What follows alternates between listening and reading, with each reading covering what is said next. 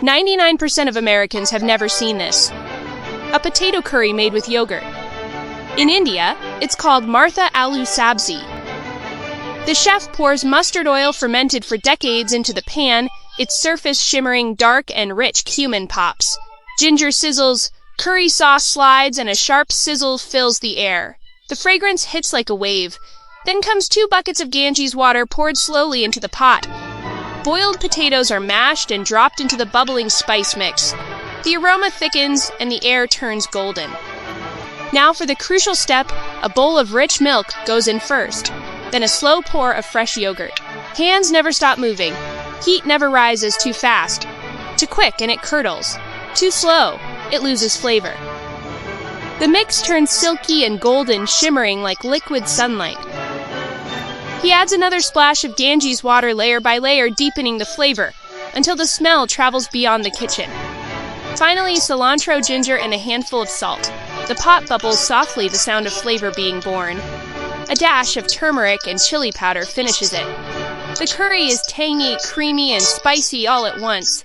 Locals scoop it up with hot puri bread, each bite bursting with yogurt spice and heat. It's not just breakfast. It's a bowl that tastes like the soul of India. Today we visit India's cleanest and most unique salt sanctuary. This is where the purest, most crystal clear salt in all of India is produced. The ritual begins with a pool of premium Ganges mother water. Its color is suspended somewhere between faith and industrial discharge. The water is rich in various heavy metal minerals, nutritionally complete. Next comes the human collection phase. Those in charge are not ordinary workers, but foot contact engineers. He enters the water barefoot not due to negligence, but because the process requires it. The fungal cultures cultivated on the soles of his feet will, at this stage, form a personal connection with your future blood pressure levels. The transportation stage uses a highly advanced human-powered traction system, ensuring that every grain of salt can fully exchange information with the road, the dust, and the traces of public life. This step is known as flavor memory injection. Afterward, the salt crystals are transferred into a pool of unknown origin. Here, workers activate the core process.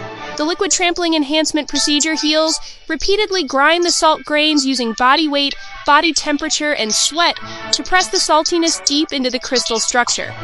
This is the exact flavor you recognize most clearly and crave most intensely in your favorite snacks. Welcome to Taste. This is not salt.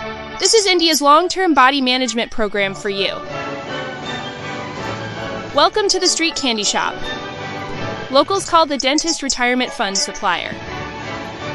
Today's feature, the Black Charcoal Sesame Tooth Destroyer Cake. The ritual begins with an iron pot, older than the town's entire medical history. The master pours in water, then dumps in so much sugar that every pancreas in the neighborhood submits its resignation on the spot. On a giant iron tray, he brushes on time-worn grease and spreads a layer of pitch-black charcoal, creating the dessert's official cremation floor. Once the syrup thickens into high-risk glue, he pours it straight onto the tray. Sugar and charcoal cling to each other. 2 toxic lovers locked in an obsessive embrace, bubbling and whispering good. Too thin. Mixture wildly forcing charcoal from fuel to food additive, then slams the solidified sticky monster onto the ground, so dust, footprints, and mud can join the recipe. He hangs the sugar mass on a pole and stretches it hard, pulling out hell-grade tension strands that look like tools designed to yank molars from your skull. Then he tosses it into a sesame pot where innocent white sesame are forced to disguise disaster as desert. Finally, he cuts the block into pieces and throws them onto a filthy stone slab full of grime and bacteria. He pounds each piece by hand, mixing in sweat, fingerprints, and skin flakes. The true, full human participation dessert. This is the legendary Black Charcoal Sesame Tooth Destroyer Cake. If you manage to survive a single bite, then Merry Christmas. Today we're visiting India's officially certified export-grade high-hygiene pasta factory. The ritual begins with sanitization. The chief engineer steps in, a rusted screwdriver in one hand, 10 air-dried manicure-free organic fingernails in the other. No alcohol is used. Faith works better than disinfectant. Next, the dough is shoved into a machine coated in fossil-grade grease and decades of oxidation. That surface layer, a slow-release iron coating, built for the world's anemic one-bite instant supplements. The noodles begin to fall. No protective gear because hands are humanity's oldest food-grade tools. The worker calibrates texture with body heat, seals in flavor with sweat. Once cut, the pasta is sent to the VIP solar drying area, the rooftop. Here the noodles are exposed to the urban breeze, so they can absorb dust and airborne particles from the environment, which guarantees that signature industrial smoky flavor. After sun exposure is complete, the product officially enters the ground phase. Cutting is carried out surrounded by bare feet. Soles provide traction. Foot odor provides flavor. Foot fungus counts as a natural additive. If, when you cook it at home, the water starts to glow slightly, don't panic, that's not contamination. It's civilization and bacteria saluting you together. Enjoy your meal and good luck surviving it. Today we've arrived at the birthplace of the planet's most legendary drink, the infamous sewer lemonade. The master begins by lifting a bucket of raw sewer essence, complete with the ancient sludge at the bottom, so old it probably holds the very ancestors of modern bacteria. Then comes the sole ingredient, that crystal-clear, nerve-wracking premium Ganges concentrate. Rich with faith, history, microbial families, and a list of things you don't want to know. With both bases ready, the master finally begins crafting this epic-level poison. The ice ceremony starts. He snaps a chunk of ice by hand and baptizes it in Ganges water, letting the cube receive the full blessing of the river. Next, he scoops out a spoonful of mystery powder from a plastic container where a whole bacterial family is having a reunion.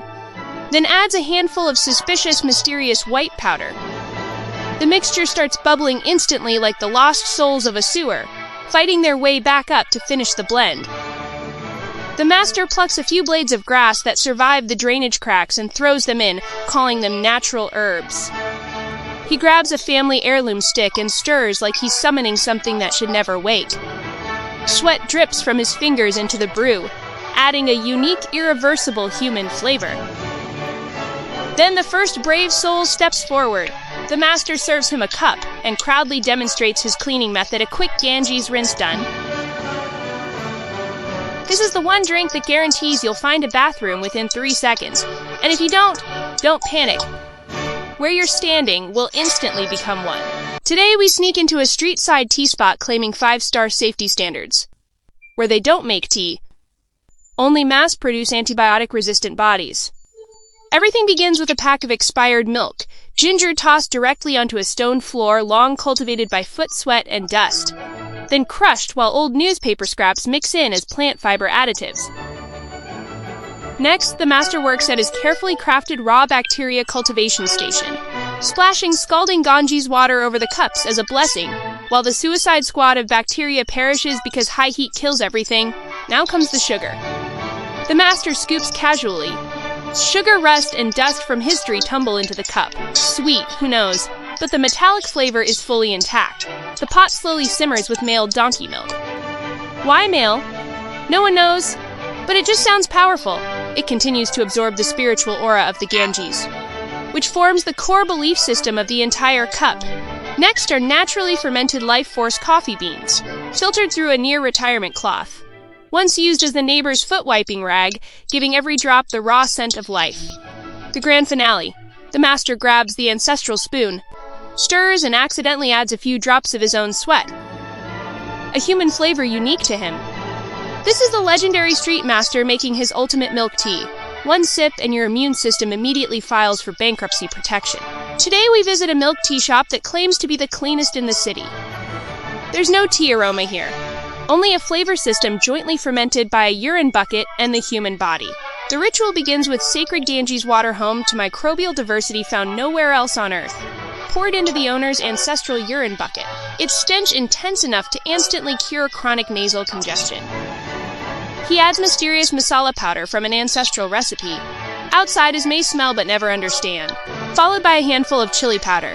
Then he stirs violently with a wooden stick used for scraping feet, dissolving sweat skin flakes, personal microbiome, and years of urine residue from the bucket into the liquid. Next, he brings out several glass cups. Long since officially absorbed by the Ganges microbial family, squeezes in roadside lemons and adds chopped onions, A layer of seasoning follows, looking as if it traveled straight out of the colonial era. Finally, the master pours in the fully evolved milk tea, based directly from the urine bucket as a finishing touch. Long fermented grass juice from the house of chlorophyll is added. The bacteria applaud the new co-worker has arrived. One final pour brings the cup to a state beyond language explainable. Only by fate, this is the perfect milk tea, like the last cup of your life. Drink it, and your soul quietly signs an agreement with destiny and says goodbye.